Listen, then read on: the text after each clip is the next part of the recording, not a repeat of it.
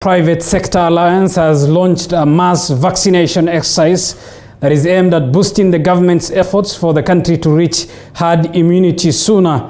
The exercise will be administered in conjunction with 7 hospitals approved by the Ministry of Health. Public may be having about the initiative we are taking.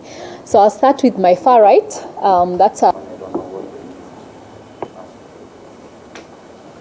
Okay, so we were discussing among ourselves as private sector and saying what else, how can we speed up vaccination in the country? Because when we look at the data, and I know Dr. Gotv will be sharing a little bit about that, is that where there's been increased vaccination, the economies are rebounding much easier, much better, and we're seeing more jobs getting created. We're seeing less deaths, less sick people. And we thought we could play a part as private sector.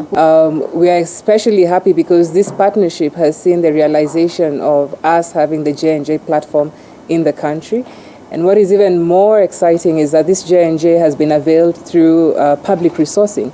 Resources from Exchequer together with resources from the private sector have made this possible. And we do intend to conduct the vaccination in the private sector in phases.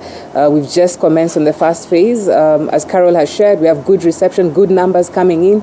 And we are optimistic that we'll be able to hit our targets. Private sector decided to come and support government in 2 ways. One, to see what we can do, be it financially.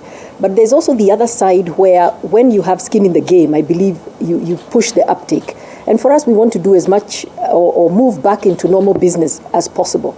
The more places and the more we are able to allow this vaccination to be accessed, we'll definitely make sure that we do get our move towards herd immunity. It's difficult, it's a long process, but I would just like to thank government for just allowing us to partner with them step by step. The ministry to track infections, to track vaccination, to track testing, and basically use that as a source of feedback to know whether things are working. Moving on, Ken.